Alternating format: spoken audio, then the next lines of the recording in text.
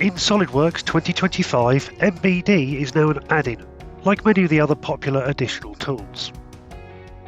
The simple checkbox makes it easier to activate and deactivate licenses so they can be shared between users.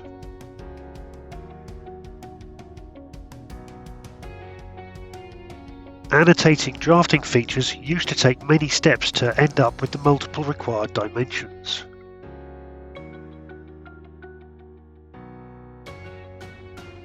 Using a wedge size dimension now produces both the angular dimension and the width dimension for the selected wedge faces.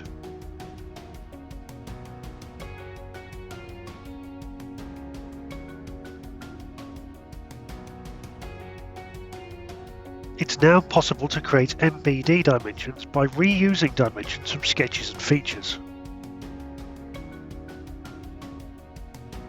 Simply select the feature and then choose the individual dimensions to add them as annotations in the model.